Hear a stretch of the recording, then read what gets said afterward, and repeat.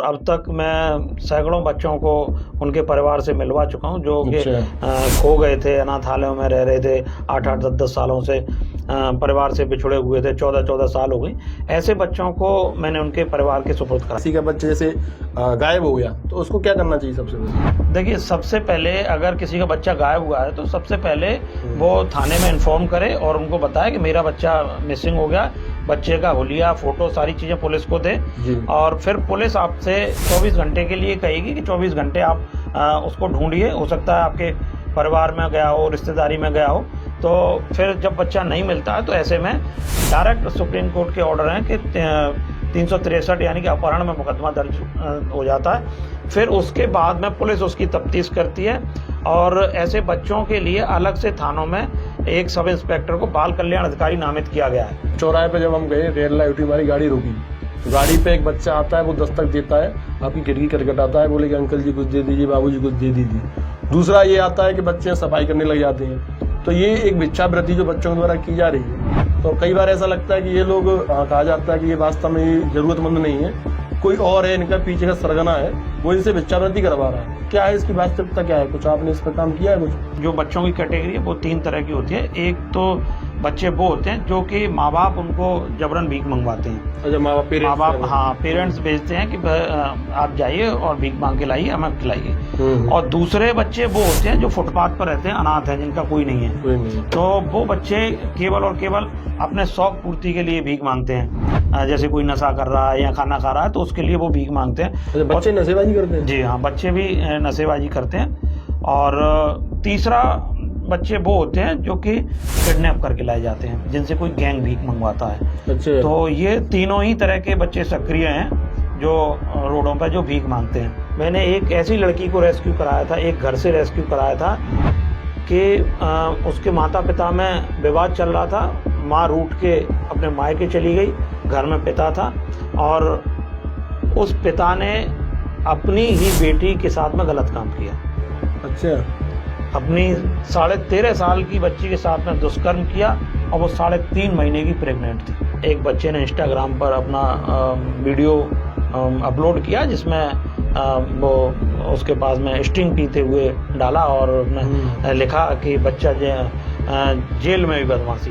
तो जब वहाँ बच्चा रह रहा है तो उसके पास में वीडियो अपलोड करने के लिए मोबाइल कहाँ से आया? सही है। लोगों को एक संदेश ये देना चाहता हूँ, जैसे आपने अच्छा कहा कि लोगों का मानना है कि समाज सेवा केवल पैसे से की जा सकती है, लेकिन ये यहाँ मैं दर्शकों को बता दूं कि समाज सेवा केवल पैसे से नहीं की जा सकती। समाज सेवा किसी भी माध्यम से की जा सकती है। अगर आपके पास में जो भी चीज़ है अधिक है तो आप उसको दान दे सकते हो, उससे उस व्यक्ति की मदद हो सकती है। अगर आपके पास समय है तो समय दान दीजिए, अगर आपके पास में ज्ञान है तो ज्ञान दान दीजिए, अगर आपके पास में पैसा है तो पैसा दान दीजिए। अब तो एक चलन सा बन गया है उसका, इस तरह से लोगों का होर्डिंग्स पे फोटो आजकल कहीं ना कहीं लगे रहते हैं। होर्डिंग्स बाहर हो रहा है। आज उसने एक 5 फुट का बैनर लगा दिया तो कोई 10 फुट का बैनर लगाएगा, उस पर अपना फोटो लगाएगा कि समाज सेवी, और वो भी फिर आ जाता है वरिष्ठ समाज सेवी। तो ये सब चीज़ें हैं, ये चलन में है, कर रहा है। लेकिन ये है कि जो उसको अच्छा लग रहा है वो कर रहा है, हमें जो अच्छा लग रहा है हम कर रहे हैं। एक लंबे इंतजार के बाद आज फिर आपको एक पॉडकास्ट से हम अवगत कराने वाले हैं। तो साथियों, इस पॉडकास्ट में हमने जिनको आज इनवाइट किया है वो एक ऐसी शख्सियत हैं जिन्होंने जो समाज सेवा वाली जो बात होती है उस चीज को चरितार्थ किया है। एक तरीके से हम कह सकते हैं कि वो समाज सेवा का पर्याय बने हुए हैं। नरेश पारस, मैं आपको आज उनसे मिलवाने वाला हूं। हमारे आज के इस पॉडकास्ट के मेहमान हैं। तो सबसे पहले नरेश जी, आपका बहुत बहुत स्वागत है हमारे इस चैनल में। तो आज के इस पॉडकास्ट में चूंकि जैसा कि हमारा रहता है हर बार, एक तो आपकी व्यक्तिगत लाइफ, पर्सनल लाइफ, आप क्या करते हैं, कैसी आपकी दिनचर्या रहती है, कैसा आपका जीवन यापन कर रहे हैं। दूसरी चीज, जिन कामों को आप कर रहे हैं उन कामों को लेकर चर्चा रहती है। तो आपके लिए कहा जाता है नरेश पारस, अगर कोई आगरा शहर में बोलता है तो लोगों के दिमाग में एक सिनेरियो बन के आ जाता है कि समाज सेवी नरेश पारस, या हम समाज सेवी कहीं चर्चा करें तो आप समाज सेवा का एक पर्याय बन चुके हो और चाइल्ड राइट एक्टिविस्ट आपको बोला जाता है और आप उसके लिए काम कर रहे हैं लंबे समय से बच्चों को लेकर के। तो इन मुद्दों पे एक मोटा माटी हम चर्चा इसमें करेंगे और इसके अलावा पर्सनल लाइफ का हमारा रहता ही है और क्या चीज़ें, नई चीज़ें आप ऑब्जर्व कर पा रहे हैं चीज़ों को लेकर के, तो उस विषय पर आप हम चर्चा करेंगे। तो जैसा कि नरेश जी, सबसे पहले मेरा जो सवाल रहेगा वो यही रहेगा, लोग कहते हैं कि समाज सेवी हैं, आजकल समाज सेवियों पे लोगों के द्वारा उंगलियां बहुत उठाई जा रही हैं। लोग कहते हैं यार ये चेहरा चमकाने के लिए समाज सेवी बन गए हैं, इन्हें समाज सेवा से कोई लेना देना नहीं है, लेकिन अपने नाम के साथ समाज सेवी लगा लिया और अपना मतलब रसूख बना रहे हैं, इसीलिए समाज सेवी बन गए हैं। तो ये ऐसे लोग हैं, ऐसा ओपिनियन अगर समाज में कहीं बना है, ऐसा अगर माहौल बना है, तो वो उसकी वजह आपको क्या लगता है?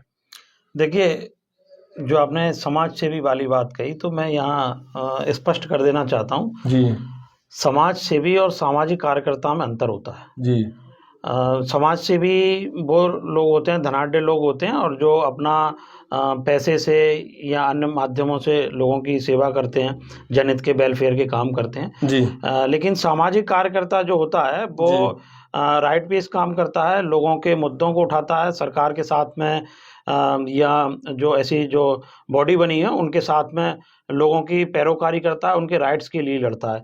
तो मैं एक सामाजिक कार्यकर्ता के रूप में काम कर रहा हूँ। सामाजिक कार्यकर्ता के रूप में आप काम कर रहे हैं। अच्छा, जैसे आपका ये जैसे चाइल्ड राइट एक्टिविस्ट भी आपको बोला जाता है, तो ये कहाँ से आपको मोटिव ऐसे प्रेरणा मिली कि आपको ऐसा काम करना चाहिए, बतौर सामाजिक कार्यकर्ता आपको काम करना चाहिए? देखिए, इसके पीछे भी एक कहानी छुपी हुई है। जी बात करें तो 2007 की मुझे एक महिला थाना जगदीशपुरा के बाहर रोते हुए मिली थी। बुजुर्ग टाइप की महिला थी। जी तो मैंने उससे जब रोने का कारण पूछा तो उसने मुझसे मना कर दिया कि सब लोग पूछते हैं लेकिन कोई करता कुछ नहीं है, इसलिए आप अपना काम कीजिए। अच्छा। जब मैंने बार बार उनसे पूछा तो तब उन्होंने मुझे बताया कि मेरे आज से 5 साल पहले 3 बच्चे गायब हो गए थे एक ही साल के अंदर। बड़े बच्चे की उम्र 14 साल थी, एक 12 साल और एक 10 साल। चारों बच्चे गायब हो गए। पिछले 5 साल से मैं इस थाने के चक्कर काट रही हूँ, लेकिन अभी तक किसी भी बच्चे की FIR दर्ज नहीं हुई है। अच्छा, मतलब 4 साल में FIR दर्ज नहीं हो पाई? 5 साल उसको हो चुके थे। तब मैंने कहा मैं प्रयास करके देखता हूँ। फिर मैंने थाने में बात की तो पता चला कि वाकई में उनकी एक भी बच्चे की FIR दर्ज नहीं हुई थी। तो फिर मैंने उसका पूरा मामला लेकर NHRC को लिखा। NHRC ने आगरा के SSP को नोटिस जारी किया और उसके बाद में उन बच्चों की मिसिंग कंप्लेंट दर्ज हुई। फिर उसके बाद में पुलिस ने तेज़ी दिखाई और उसके लिए जन सुनवाइयाँ की। फिर दिल्ली गया मैं उसे लेके, लखनऊ भी गया, कई शहरों में मैं भी गया और पुलिस भी गई, और करीब 2-2.5 साल तक प्रयास करने के बावजूद भी बच्चे उनको नहीं मिले। तो फिर मुझे लगा कि काश अगर ये महिला मुझे 5 साल पहले मिल जाती तो हो सकता है इसकी FIR दर्ज हो जाती और इसके बच्चे मिल जाते। तब से फिर मुझे लगा कि ऐसे लोगों की मदद करनी चाहिए, शायद इनके लिए हम कुछ कर सकें सोसाइटी में। तो तब से फिर मैंने लापता बच्चों के लिए काम करना शुरू किया, और अब तक मैं सैकड़ों बच्चों को उनके परिवार से मिलवा चुका हूं, जो कि खो गए थे, अनाथालयों में रह रहे थे 8-8, 10-10 सालों से, परिवार से बिछड़े हुए थे, 14-14 साल हो गई। ऐसे बच्चों को मैंने उनके परिवार के सुपुर्द कराया। अच्छा, ये जैसे इसमें आपको खामी किस चीज़ की नज़र आती है? जैसे बच्चे मिसिंग हैं, उनकी अगर FIR रजिस्टर नहीं हो पा रही है या उस पर कोई कार्रवाई नहीं हो पा रही है, प्रशासन कोई कार्रवाई नहीं कर रहा है, पुलिस कार्रवाई नहीं कर रही है, तो इसमें क्या आपको लगता है किस वजह से नहीं चीज़ें हो पा रही हैं? देखिए, लापरवाही क्यों बरतते हैं? देखिए FIR के मामले में तो सबसे ज़्यादा लापरवाही पुलिस की रहती है। जी उस महिला के केस में भी यही रहा। उसने 5 साल तक लगातार चक्कर काटती रही, तो जिस दिन पहले आई थी उसी दिन FIR दर्ज हो जानी चाहिए थी। लेकिन फिर उसके बाद सुप्रीम कोर्ट ने भी ऑर्डर जारी किया कि 24 घंटे के अंदर अंदर ऐसे बच्चों की FIR दर्ज हो जानी चाहिए। उसके बावजूद भी अगर FIR नहीं होती है तो कहीं ना कहीं ये पुलिस की लापरवाही होती है, अब कारण कुछ भी रहा हो। अच्छा, पुलिस की लापरवाही से ही FIR दर्ज नहीं होती है। अच्छा, एक प्रोसेस की हम बात कर लेते हैं। मुझे लगता है नरेश जी, क्योंकि लोगों में क्या जागरूकता का अभाव है। जी बिल्कुल। लोगों को पता भी नहीं, अगर किसी का बच्चा गायब हो जाता है, किसी कारणवश वो घर पे नहीं पहुंच पा रहा है या दूर हो जाता है या अनाथालय में भी लोग रह रहे हैं, तो उन्हें अपने अधिकारों की जानकारी नहीं होती है। जी। तो एक जागरूकता की भी हम बात कर लेते हैं समय पे। अगर किसी का बच्चा जैसे गायब हो गया तो उसको क्या करना चाहिए सबसे पहले? देखिए, सबसे पहले अगर किसी का बच्चा गायब हुआ है तो सबसे पहले वो थाने में इन्फॉर्म करे और उनको बताए कि मेरा बच्चा मिसिंग हो गया। बच्चे का हुलिया, फोटो, सारी चीजें पुलिस को दे, और फिर पुलिस आपसे 24 घंटे के लिए कहेगी कि 24 घंटे आप उसको ढूंढिए। हो सकता है आपके परिवार में गया हो, रिश्तेदारी में गया हो। तो फिर जब बच्चा नहीं मिलता है तो ऐसे में डायरेक्ट सुप्रीम कोर्ट के ऑर्डर हैं कि 363 यानी कि अपहरण में मुकदमा दर्ज हो जाता है। फिर उसके बाद में पुलिस उसकी तफ्तीश करती है, और ऐसे बच्चों के लिए अलग से थानों में एक सब इंस्पेक्टर को बाल कल्याण अधिकारी नामित किया गया है। अच्छा, जो बाल कि कल्याण केवल अधिकारी। बच्चों के मामले ही देखेगा। तो आप सीधे थाने के बाल कल्याण अधिकारी से मुलाकात कर सकते हैं, उनको अपनी अर्जी दे सकते हैं। जिले की बाल कल्याण समिति से संपर्क कर सकते हैं। वो just first class judicial magistrate होते हैं, वो बच्चों के मजिस्ट्रेट उनको कहा जाता है, तो उनके यहाँ भी कर सकते हैं।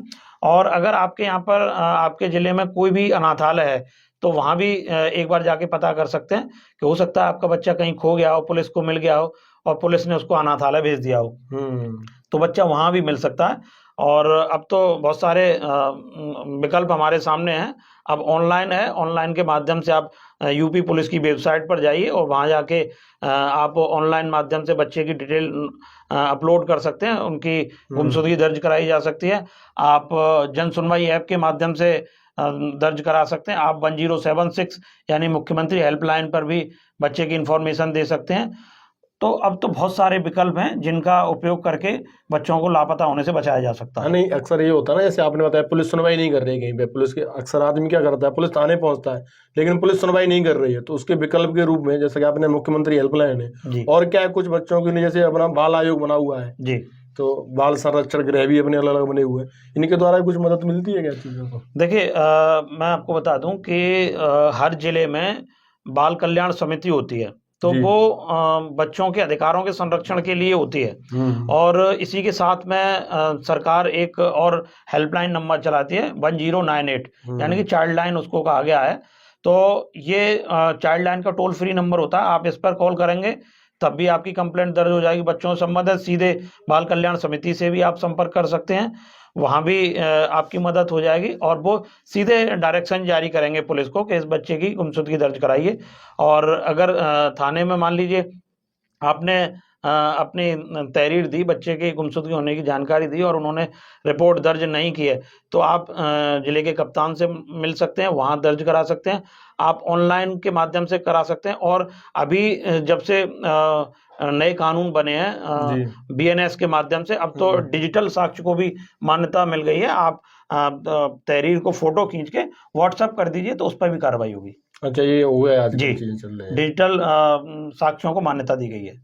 तो कहीं ना कहीं मतलब हम कह सकते हैं कि लोगों में जागरूकता होगी तो उन्हें कहीं ना कहीं मदद मिल सकती है। बिल्कुल मिल सकती है। अच्छा नरेश जी, ये बात तो हुई, चलो ठीक है कि आपको शिकायत कहाँ पर दर्ज करनी है, कार्रवाई करानी है। एक आजकल आमतौर पे देखा जाता है, आप भी जब जाते होंगे, कि चौराहे पे जब हम गए, रेड लाइट हुई, हमारी गाड़ी रुकी, तो गाड़ी पे एक बच्चा आता है, वो दस्तक देता है, आपकी खिड़की खटखटाता है, बोले कि अंकल जी कुछ दे दीजिए, बाबू जी कुछ दे दीजिए।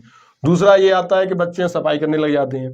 तो ये एक भिक्षावृत्ति जो बच्चों के द्वारा की जा रही है, तो कई बार ऐसा लगता है कि ये लोग कहा जाता है कि ये वास्तव में ही जरूरतमंद नहीं है, कोई और है, इनका पीछे का सरगना है, वो इनसे भिक्षावृत्ति करवा रहा है। तो क्या है इसकी वास्तविकता, क्या है, कुछ आपने इस पर काम किया है कुछ?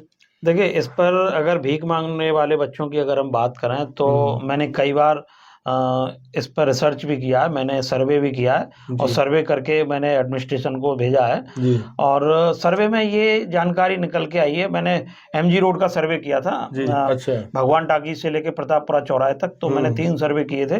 तीनों सर्वे में बच्चों की संख्या जो थी अलग अलग मिली थी। अच्छा। तो एक बार बच्चों की लगभग 50 के आसपास मिली, फिर करीब 65 के आसपास मिली, फिर 80 के आसपास बच्चों की संख्या मिली। और इनमें जो बच्चे थे वो 70% बच्चे जो थे वो बाहरी जनपदों के और बाहरी राज्यों के थे। तो इनमें जो बच्चे भीख मांगते हैं, ये एक तो इनका कोई स्थायी ठिकाना नहीं होता है। अच्छा। मतलब आप सोचें कि हरि पर्वत चौराहे पे कोई बच्चा भीख मांग रहा है, तो कल हम जाएंगे तो वो हरि पर्वत चौराहे पे बच्चा मिल जाएगा, तो ये संभव है। वो बच्चा अलग अलग जगहों पर जाके भीख मांगता है। इसके पीछे जो बच्चों की कैटेगरी है वो 3 तरह की होती है। एक तो बच्चे वो होते हैं जो कि माँ बाप उनको जबरन भीख मंगवाते हैं। अच्छा, माँ बाप, हाँ, पेरेंट्स भेजते हैं कि आप जाइए और भीख मांग के लाइए, हमें खिलाइए। और दूसरे बच्चे वो होते हैं जो फुटपाथ पर रहते हैं, अनाथ है, जिनका कोई नहीं है। तो वो बच्चे केवल और केवल अपने शौक पूर्ति के लिए भीख मांगते हैं। जैसे कोई नशा कर रहा है या खाना खा रहा है तो उसके लिए वो भीख मांगते हैं। अच्छा, बच्चे नशेबाजी करते हैं? जी हाँ, बच्चे भी नशेबाजी करते हैं।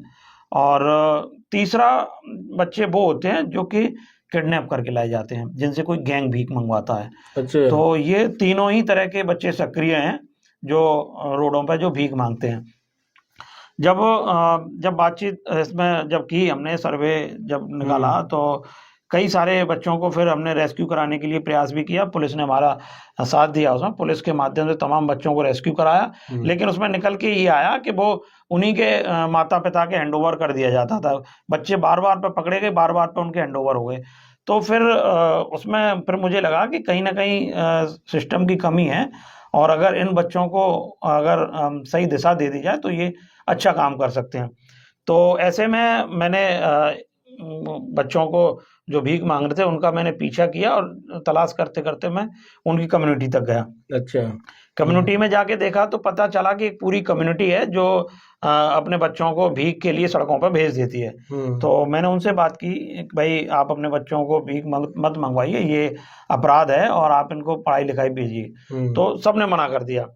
तो बड़ी मुश्किल से लगातार प्रयास के बाद में एक परिवार तैयार हुआ, उसके 3 बच्चे थे। उन्होंने कहा ठीक है, आप मेरे बच्चों को स्कूल में एडमिशन करा दीजिए, लेकिन आप गलत प्रयास करें, कोई भी हमारे बच्चों को नहीं पढ़ाता है।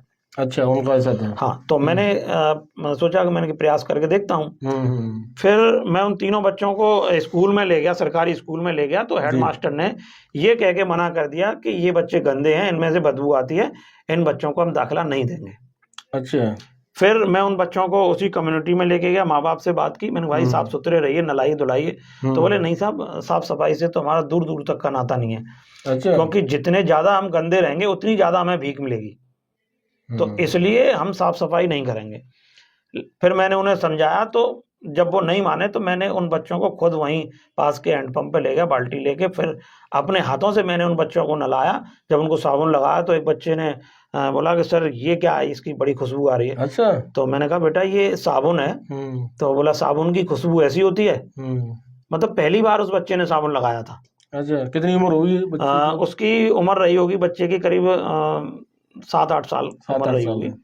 तो फिर मैंने 3 बच्चे थे, 3 बच्चों के साथ में 2 बच्चे और आ गए, कुल 5 बच्चों को मैं नला धुला के कंघी करके स्कूल में ले गया। जब मैंने दाखिले के लिए हेडमास्टर साहब से बात की तो उन्होंने कहा कि ठीक है दाखिला कर लेंगे, अब ये बताइए ये किस जाति के हैं, जाति प्रमाण पत्र है आपके पास? मैंने साहब मुझे तो नहीं लगता कि इनके जाति प्रमाण पत्र होगा, क्योंकि इनको खुद अपनी नहीं पता, जाति प्रमाण पत्र तो बहुत दूर की बात है। तो बोले तो दाखिला नहीं मिलेगा, आप इनका जाति प्रमाण पत्र लेके आइए तब दाखिला मिलेगा। अच्छा। तो अब वो था ही नहीं। अब फिर मैंने इसकी शिकायत BSA से की, DM से की, DIOS से की, लेकिन उसमें कोई कहीं से रेस्पॉन्स नहीं मिला। तो जो समुदाय के लोग थे उन्होंने कहा कि देखो साहब, हमने पहले भी आपसे कही थी, आप व्यर्थ प्रयास कर रहे हो, और यही रहा, हमारे बच्चों को दाखिला मिला तो नहीं। अच्छा। तो मुझे बड़ा बुरा लगा कि मैंने इतना प्रयास किया, और अगर इन बच्चों को अब दाखिला नहीं मिला तो इनको इस समुदाय से कोई भी बच्चा स्कूल नहीं जा पाएगा। तो ऐसे में फिर मैं DIOS ऑफिस गया, और वहीं वो लोग सुबह 10 बजे आते, मैं सुबह 7 बजे पहुंच गया, वहीं फर्श बिछा के चार्ट लगा के उन बच्चों को ब्लैक बोर्ड लगा के पढ़ाना शुरू कर दिया। अच्छा, DIOS ऑफिस में? तो वहीं पार्किंग में मैंने उनको पढ़ाना शुरू कर दिया। अब पहले 5 बच्चे थे, 5 के बाद में 6 हुए, 7 हुए। तो आलम ये था कि जितने भी डेरे में बच्चे थे सारे बच्चे आगे बैठ गए। अच्छा। अब उनके माँ बाप भी आगे बैठ गए। तो फिर जैसे ही 10 बजे तो अधिकारियों का आना जाना शुरू हुआ। फिर उन्होंने रोकने के प्रयास किए, बोले साहब आप क्या कर रहे हो? मैंने कहा बच्चों को पढ़ा रहा हूँ। तो बोले ये कौन सी जगह, स्कूल ले जाइए। मैंने कहा अगर इनके लिए स्कूल होता तो मैं स्कूल में पढ़ाता, अब इनके यहाँ पे स्कूल नहीं है तो मैं यहीं पढ़ाऊंगा। बोले कब तक पढ़ाओगे? मैं साहब जब तक दाखिला नहीं हो जाता, आज पहला दिन है इसलिए पार्किंग में पढ़ा रहा हूँ, कल आपके दफ्तर में पढ़ाऊंगा। तो बोले मतलब? मैंने मतलब साफ है, जब तक बच्चों का दाखिला नहीं होगा तब तक मैं इन बच्चों को पढ़ाऊंगा। फिर बोले साहब इसके लिए आपको फंड कहाँ से मिला है, पैसा कहाँ से मिला है? तो मैंने साहब फंड की तो कोई जरूरत है नहीं उसमें। मैंने कि ये एक 10 रुपए का चौक का डिब्बा आया है, 20-20 रुपए के चार्ट पेपर आए हैं, और एक ब्लैक बोर्ड आया कपड़े वाला, तो ये 30 रुपए का ब्लैक बोर्ड है। अब बाकी फर्श में अपने घर से लेके आया हूँ। तो कुल मिला के उन्होंने बड़ा प्रयास किया, दबाव डाला, लेकिन मैं दबाव में नहीं आया। और फिर जैसे ही टाइम हुआ 12 बजे, तो फिर वहाँ मीडिया का आना जाना शुरू हो गया। अच्छा। तो फिर मीडिया ने भी हस्तक्षेप किया और फिर लाइव टेलीकास्ट किया उसका। तो फिर उनमें हलचल मची, और फिर AD बेसिक आए, और AD बेसिक ने कहा कि ठीक है इन बच्चों को ले जाइए, मेरा नाम लिख देना, दाखिला हो जाएगा। अच्छा। मैंने कहा सर नहीं, अगर आपको दाखिला कराना तो मेरे साथ चलिए, बच्चों को दाखिला कराइए।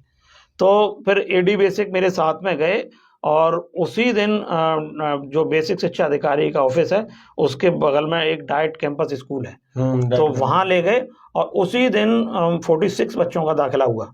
अच्छा, 46? जी, ये 2013 की बात है और तब से मैं उन बच्चों की लगातार मॉनिटरिंग कर रहा हूँ, उनकी ज़रूरतों की पूर्ति कर रहा हूँ।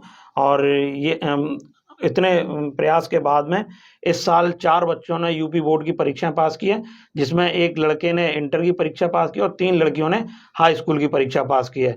लड़के का मैंने ग्रेजुएशन में आरवीएस कॉलेज में दाखिला करा दिया है, लड़कियां 11वीं में पढ़ रही हैं और कई बच्चे भी, अब 2 बच्चे हाई स्कूल में और कुछ बच्चे और पढ़ रहे हैं। अच्छा। तो कुल मिला के ये है कि एक छोटा सा प्रयास किया भिक्षावृत्ति से रोकने का, और बच्चे अब शिक्षा की ओर मुड़ गए, तो वहाँ एक नए आयाम छू रहे हैं।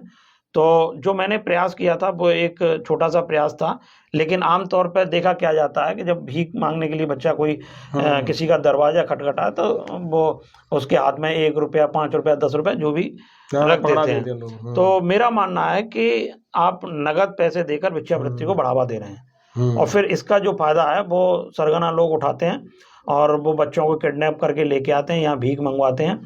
और जब इन पर जब काम किया तो जब सामने आया कि ये पूरा का पूरा एक रैकेट होता है। भीख मांगने के लिए बाकायदा ट्रेनिंग दी जाती है, पॉइंट बांटे जाते हैं, उनको टिप्स दी जाती हैं कि आपको कैसे भीख मांगनी है, और उस चौराहे पर कहीं ना कहीं उनका एक ऑब्जर्वर भी खड़ा रहता है जो उन पर नजर रखता है। अच्छा, चौराहा देखने के लिए? हाँ, उनको ट्रेनिंग दी जाती है कि कोई अगर आपसे बात करने का प्रयास कर रहा है तो आपको कोई ज़्यादा जानकारी नहीं देनी है।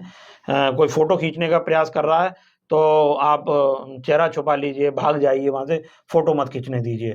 तो ये इनको टिप्स दी जाती हैं। और एक बार जब मैंने बच्चों से बातचीत की तो एक चीज़ ये भी निकल के आई कि जिन थालियों में ये भीख मांगते हैं, जिसमें आपने देखा होगा कुछ फूल पड़े होंगे, भगवान जी का फोटो होगा, तो वो थालियां किराए पे मिलती हैं। किराए पे लेकर जी, तो उसमें थालियों का प्राइस जो पूछा था उसमें एक 5 रुपए की एक थाली पर डे के हिसाब से थी। उसमें भगवान का फोटो था, कुछ फूल और कुछ सिक्के विक्के डाल देते थे। तो ये जो थालियां थी 5 रुपए की एक थी, तो उसमें अगर 3 थाली लेंगे तो 3 रुपए का डिस्काउंट भी था, मतलब 12 रुपए में 3 थालियां मिल जाती हैं। तो फिर उसके माध्यम से जब बच्चों से बातचीत की तो उन्होंने बताया कि साहब हमारी आस्था भी दिन के हिसाब से बदलती है। सोमवार को शिव जी का फोटो होता है, मंगलवार को हनुमान जी का फोटो होता है, बृहस्पतिवार को साईं बाबा, शनिवार को शनिदेव। तो इस तरह से भगवान के फोटो भी बदल जाते हैं और उनके देवता भी बदल जाते हैं। तो अभी आज पता चला वो शिव जी के मंदिर में भीख मांग रहा है, तो शुक्रवार को अबूला अलग दरगाह पर भी भीख मांगेगा।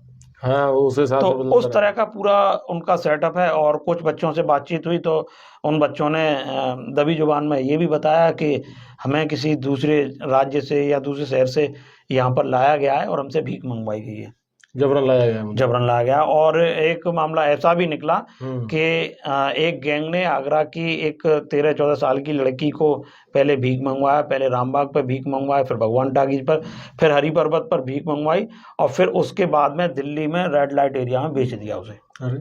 अच्छा। तो फिर वहां से उस लड़की को मैंने रेस्क्यू कराया। रेस्क्यू कराने के बाद में 5 लोगों के खिलाफ FIR दर्ज कराई, उनको जेल भिजवाया। अच्छा। तो उस तरह के भी गैंग सक्रिय हैं जो काम कर रहे हैं। और एक गैंग का हमने पर्दाफाश किया जो कि आगरा में रह के एक पॉश कॉलोनी में रहता था, और पूरे उत्तर प्रदेश में उसका भीख मांगने का नेटवर्क था। अच्छा। उसको डीएम साहब के नाम से कहा जाता था, डीएम साहब उसे बोलते थे, और उसका 52 जिलों में नेटवर्क था, उत्तर प्रदेश के। जी, उत्तर प्रदेश के 52 डिस्ट्रिक्ट में उसका नेटवर्क था। और जहां भी उत्तर प्रदेश में बड़ा धार्मिक मेला लगता था तो उस धार्मिक मेले में भीख का ठेका उसी को उठता था। अच्छा। यहाँ चौंक गए होंगे कि भीख का ठेका कैसे होता है, लेकिन ये बात फैक्ट है। ये ठेकेदार, हाँ, भीख मांगने के बाकायदा मेलों में ठेके उठते हैं। और अगर आप फ्लैशबैक में अपने धार्मिक यात्राओं पर जाएं तो आपको समझ आ जाएगा। जैसे कभी आप गोवर्धन गए हो, गोवर्धन परिक्रमा के लिए, तो जहाँ जैसे ही आपने गोवर्धन परिक्रमा शुरू की तो वहां आपको कुछ लोग मिल जाएंगे एक पॉलीथीन में कुछ सिक्के लेके, कि लीजिए साहब ये सिक्के लीजिए, दान कर दीजिएगा। तो उस सिक्के में, उस थैली में 1-1 रुपए के या 2-2 रुपए के 80 रुपए के सिक्के होते हैं। आपसे 100 रुपए लेगा और 80 रुपए के सिक्के थमा देगा। तो आप उसको ले लोगे और जित परिक्रमा के दौरान वहां पर जो भी भीख मांगता हुआ मिलेगा, आप दया बस उसको सिक्का देते जाओगे और आप अपनी धार्मिक यात्रा को पूरा कर लोगे। अब मैं आपसे कहता हूं कि आप उसके मोटिव पे जाइए। उसने जो 100 रुपए की 80 रुपए की जो आपको थैली दी है, उस थैली के पीछे जाइए, किन लोगों ने उनकी काउंटिंग की, किन लोगों ने उसको थैली में पैक किया, कहाँ से वो पैसे आए। यानी कि वो पूरा का पूरी चेन बनी हुई है। जो भीख मांग रहा है, शाम को उनका कलेक्शन होता है, पैसे इकट्ठे किए जाते हैं, उसमें से फिर उनकी गिनती होगी, फिर उनको अलग अलग किया जाएगा। 1 के सिक्के अलग होंगे, 5 के सिक्के अलग होंगे, 10 का सिक्का अलग होगा, और फिर उनके पैकेट बनाए जाएंगे। पैकेट बनाने के बाद में फिर वो आपको दिए जाएंगे।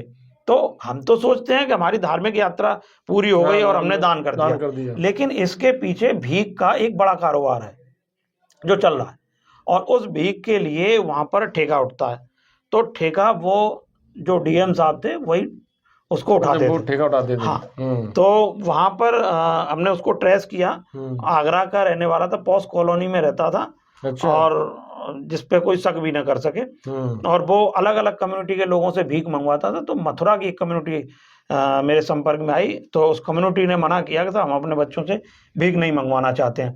उन्होंने यहाँ डीएम के यहाँ पे लेटर दिया, एसएसपी के यहाँ पे दिया कि साहब ये आदमी जब जबरन भीख मंगवाता है, आप इस पर मुकदमा करिए, उसको जेल भेजिए।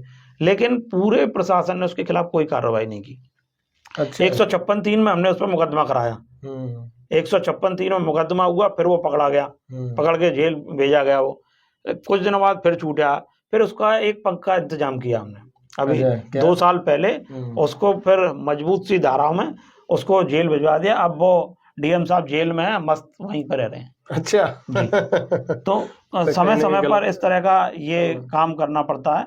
और जो दूसरा जो था, जो फुटपाथ पे जो लोग रहते हैं, जो बच्चे भीख मांगते हैं, उनका मोटिव सिर्फ इतना रहता है कि वो अपने खाने की जुगाड़ कर लें और नशे की व्यवस्था कर लें, बस उनका इतना रहता है।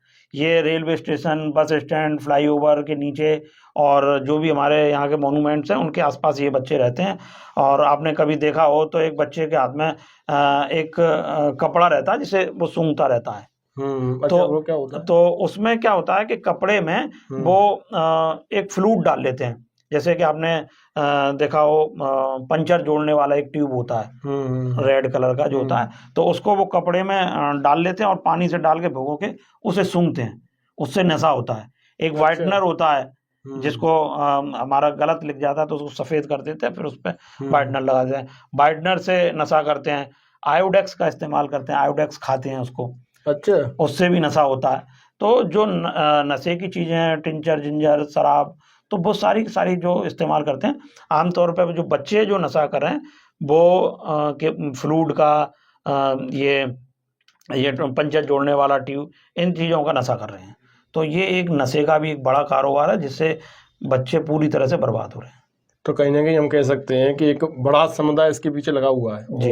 और दोषी हम उनको भी मान सकते हैं जो इन बच्चों को, जो भीख मांगने वाले बच्चे, उनको भिक्षावृत्ति दे रहे हैं जी, वो भी एक महीने में कहने के दोषी हैं, क्योंकि दान के लिए भी कहा जाता है ना, आप ऐसे व्यक्ति को दान कीजिए जो वास्तव में उसके लायक हो, वास्तव में जरूरतमंद हो।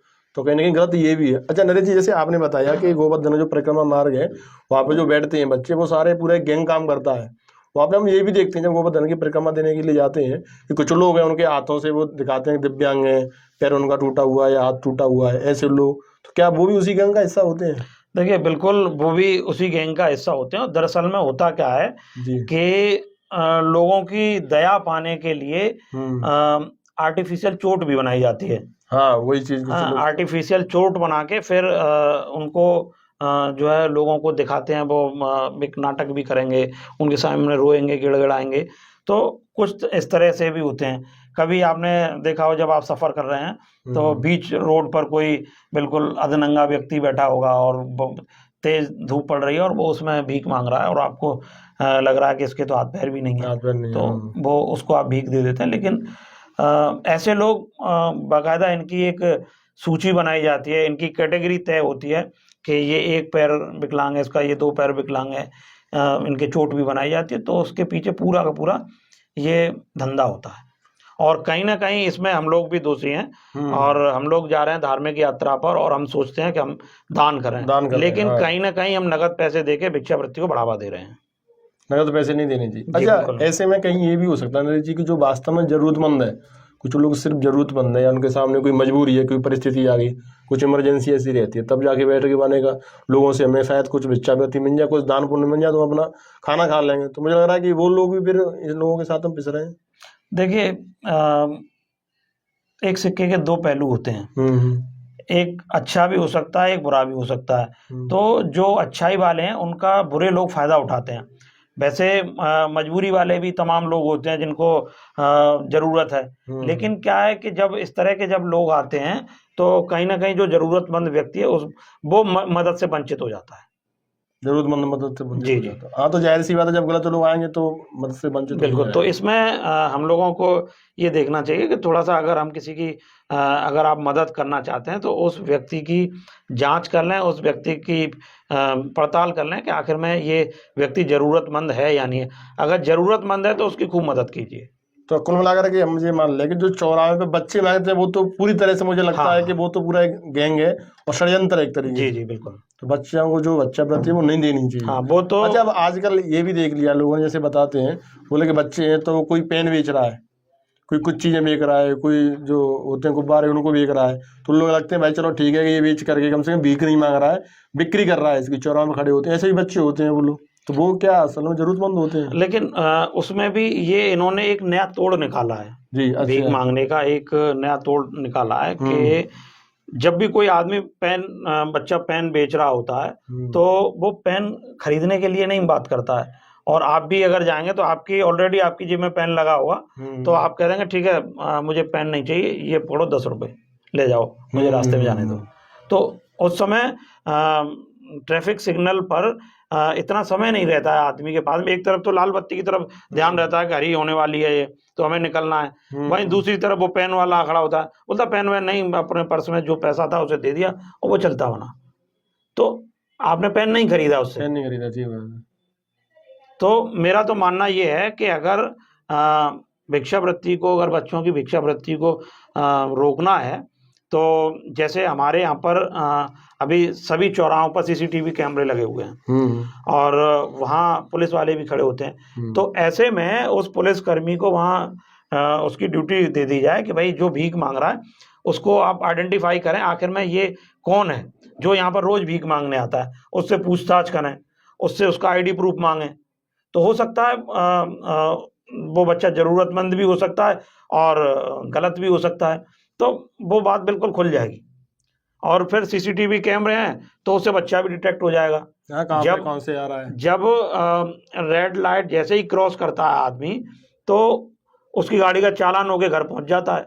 तो जब चालान हो सकता है तो क्या भीख मांगने वाला बच्चा डिटेक्ट नहीं हो सकता है? तो उसकी जिम्मेदारी भी दी जाए तो इससे छुटकारा मिल सकता है। लेकिन वही है कि करे कौन, पहल कौन करे। साफ नियत अगर हो तो ये हो सकता है जो भिक्षावृत्ति का जो शहर पे बदनुमा दाग है वो धोया जा सकता है, लेकिन वो हो नहीं रहा है। बिल्कुल भी। अच्छा नरेश जी, आप इतने बड़ा काम करते हैं और एक जोखिम वाला काम है, मुझे लगता है आपने बताया एक व्यक्ति था जो पोस्ट कॉलोनी में रहता था और पूरा गैंग चला रहा था भिक्षावृत्ति का, आपने उसको जेल तक पहुंचाया। तो इस सब के लिए कहाँ से इतनी हिम्मत आती है, कैसे कर पाते हैं ये सब? देखिए, शुरू में जब मैंने ये काम किया था तो तब तमाम लोगों ने मेरे ऊपर प्रयास भी किया, धमकी आते हैं, डराते हैं, खूब डराया धमकाया, खूब किया। मैंने पंगा ऐसे लोगों से भी लिया जो जिनके सीधे सरकार से ताल्लुकात थे। हाँ, और बाहुबली भी थे। तो उन्होंने तमाम प्रयास किए। और जब मैंने एक मामला था कि एक लड़की थी नारी निकेतन में, पिछले 8 सालों से बिना जुर्म की सजा काट रही थी। अच्छा, उसका कोई जुर्म नहीं था। ये खुलासा आरटीआई के थ्रू हुआ था। आरटीआई में मैंने पूछा था कि एक लड़की है, इसका जुर्म क्या है? तब वहां से जवाब आया कि साहब इस लड़की का कोई जुर्म नहीं है, ये लड़की लावारिस अवस्था में आज से 8 साल पहले पकड़ी गई थी और हमने एसडीएम के सामने पेश किया। एसडीएम ने नैतिक संकट का हवाला देकर इसको नारी निकेतन में बंद कर दिया। तब से ये बंद है यहाँ पर। अब आप समझिए एक 14 साल की बच्ची को अगर वो लावारिस घूमते हुए मिली है तो उसको घर भेजना चाहिए। घर भेजने के बजाय उन्होंने नारी निकेतन में डाल दिया। नारी निकेतन की बात करा दूं बताऊं तो नारी निकेतन में ऐसी महिलाओं को रखने का प्रावधान है जो सेक्स रैकेट में पकड़ी जाती हैं। अच्छा। यानी कि देह व्यापार में जो महिलाएं पकड़ी जाएंगी उनको आईटीपी एक्ट के तहत यहाँ नारी निकेतन में रखा जाएगा। अब ऐसी महिलाओं के बीच में एक 14 साल की बच्ची को उन्होंने छोड़ दिया और उसे डाल के वो लोग भूल गए। तब फिर मैंने उस लड़की के बारे में पूछा, तो जब उसका कोई अपराध नहीं था तब फिर मैंने उससे पूछा कि भाई जब इसका अपराध नहीं है तो आपने क्यों बंद कर रखा है? फिर बोले कि साहब ये मेंटली डिस्टर्ब है, पागल लड़की है। तो मैंने कहा ठीक है। आरटीआई में पूछा कि जब पागल है तो आप इसका मेंटल हॉस्पिटल में दिखाया होगा, उसके पर्चे दीजिए। तब उनके पास में कोई जवाब नहीं था। तो मैंने सिटी मजिस्ट्रेट से शिकायत करी तो सिटी मजिस्ट्रेट ने सुपरिटेंडेंट को बुला के धमकाया और बोले कि आप इनको जो सवाल का जो जवाब मांग रहे हैं वो जवाब दीजिए। अब जवाब देने के बजाय मुझे पुलिस स्टेशन से फोन आया। अच्छा। हाँ, इंस्पेक्टर ने मुझसे कहा कि आप आइए, आपसे पूछताछ करनी, या खुद आएंगे या फिर हम लाएं उठा के। अच्छा। तो मैंने कहा सब ठीक है, आप बताइए, मैं आ जाता हूँ। अब मैं गया वहाँ थाने तो मुझसे बोलते हैं कि क्यों मैडम को तंग कर रहे हो? मैडम को? मैंने भाई मैं मैडम को क्यों तंग कर रहा हूँ? मैं तो एक लड़की के लिए न्याय मांग रहा हूँ जो बिना अपराध के सजा काट रही है। तो बोले कि अरे यार क्यों गलत उसमें पड़े हुए हो? कौन है वो लड़की? बहुत ज्यादा खूबसूरत है क्या? अच्छा। वहाँ तो मैडम से आप मिलिए, और भी अच्छी अच्छी सुंदर सुंदर लड़कियां हैं। अच्छा। तो मैंने कहा साहब आप ये गलत तरह की बात कर रहे हैं, मैं इस तरह का व्यक्ति नहीं हूँ। और फिर उन्होंने कहा कि उसके बाप ने तुमसे कही थी कि मुझे छुड़ाओ। ऐसा उसके माँ बाप के बारे में तो पता ही नहीं है। यही तो मुद्दा है कि उसके पिता के बारे में पहुंचना चाहिए। उसमें कागज में ये लिखा हुआ है, उसके पिताजी का नाम लिखा हुआ है और उसका एड्रेस जो है वो जयपुर बताया गया है, तो उसको वहां भेजा जाए। यहाँ क्या कर रही है वो? मेरी तो लड़ाई इस बात की है। तो तब फिर उन्होंने धमकियां भी दी और हिदायत भी दी कि ये बंद कर दो, अन्यथा आपको जेल भेज दिया जाएगा। इसको अच्छा। हाँ, इसको खामियाजा भुगतना पड़ेगा। फिर हालांकि उन्होंने फिर एक मुकदमा भी दर्ज किया मेरे खिलाफ। अच्छा। तो उस समय मीडिया ने बहुत छापा था उसे, और इंटरनेशनल न्यूज बनी थी वो। अच्छा। कि आरटीआई के तहत सूचना मांगने पर एक एक्टिविस्ट को इस तरह से बुला के डराया धमकाया गया है। और उस समय आरटीआई कानून लागू हुआ ही हुआ था। 2007 में मैंने ये आरटीआई दाखिल की थी, 2005 में लागू हुआ था। तो तब कुल मिला के ये था, बहुत हो हल्ला हुआ। फिर गवर्नर से जांच आई और तब इन्होंने ये लोग बैकफुट पे आए। उस लड़की को फिर मैंने आज़ाद कराने के लिए बहुत सारे अभियान चलाए। यहाँ के डीएम को एनएचआरसी ने तलब किया। अच्छा। और वहाँ पर उनको पेश होना पड़ा, सम्मन हुआ, तब उन्होंने वो किया। फिर उसके बाद में उस लड़की को एडीजे के आदेश पर कानपुर महिला आश्रम भेजा और वहाँ से फिर उस लड़की की शादी हुई। इस लड़की के लिए मैंने जो लड़ाई लड़ी थी, 2 साल तक मैं लड़ाई लड़ता रहा। और मैं कभी इससे मिला नहीं, कभी इसको मैंने अपनी आंखों से नहीं देखा, और उसके लिए मैं लड़ाई लड़ता रहा। और उसका जो जवाब मिला था वो भी मुझे आरटीआई के तहत मिला कि इस लड़की का विवाह करा दिया गया और अपने पति के साथ में सुखद वैवाहिक जीवन जी रही है। अच्छा, तो शानदार। पहले तो ये था। तो उसके बाद में फिर तमाम इस तरह के मामले आए, तमाम लोगों ने धमकियां भी दी, तमाम कुछ भी किया। तो लेकिन ये है कि तब से और अब तक एक आदत सी हो गई है, और एक कहना भी है कि डर के आगे जीत है। जीत है तो जीत मिली। तो परिवार के लोग, जैसे कि आपकी फैमिली भी आपका परिवार है, तो कभी ऐसा होता नहीं परिवार के लोग परेशान हो जाते हो, फ्रस्ट्रेट हो जाते हो, लेकिन क्यों खामा काम में करते रहते हो, लोगों से खामा काम पंगा क्यों ले रहे हो? भाई खामा काम ही है, कुछ आपको प्राप्त तो हो नहीं रहा है, ऐसा तो नहीं आपको कहीं तनख्वाह मिल रही है उस काम के लिए। तो मुझे लगता है कहीं ना कहीं परिवार में भी कभी विवाद की स्थिति रहती है, ऐसा कुछ? देखिए, शुरुआत में तो बहुत सारा विरोध हुआ था। अच्छा। है ना, बोले कि ये क्यों करते हो, क्या मिल रहा है, तमाम धमकियां मिल रही हैं। और कई बार ये भी हुआ कि जब कुछ ऐसे मुद्दों को उठाया जिनके चलते सीधे परिवार पर भी चोट हुई। अच्छा। कई बार हमले भी हुए। तो उन सारी चीजों से जब वो रहा तो परिवार ने भी उस समय रोका, और फिर बोले कि क्यों खामा खा की दुश्मनी है। और लेकिन ये है कि कुछ सुखद परिणाम रहे, जैसे ये लड़की जो रही उसको अपना परिवार मिल गया, उन शादी हो गई उसकी। अभी पिछले साल मैंने 2 बच्चों को रिकवर कराया जो 14 साल पहले खो गए थे। अच्छा, 14 साल बाद? हाँ, 14 साल पहले खो गए थे और उनका कोई अता पता नहीं था। उन बच्चों का माँ बाप का भी नाम नहीं पता था। तो ऐसे बच्चों को ढूंढ के उनकी माँ के सुपुर्द कराया। 2 बच्चों को मैंने यहाँ बिजली घर पे झुग्गी झोंपड़ियों में रहता था परिवार, उसके बच्चे खो गए थे 10 साल पहले। अच्छा। उनके उनके बच्चों को रिकवर कराया। तो फिर लगा कि चलो अच्छा काम है। तो अब ये है कि परिवार भी साथ देता है कि ठीक तो है, लोगों की दुआएं भी हैं।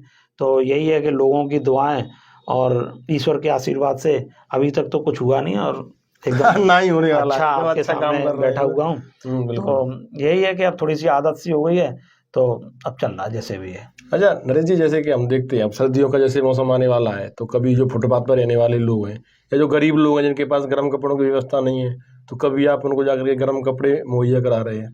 कुछ स्कूल कॉलेजों में पढ़ने जाने वाले जो बच्चे हैं उनको आप ड्रेस है, स्वेटर है, पेन कॉपी, ये सारी चीज़ें उपलब्ध करा रहे हैं।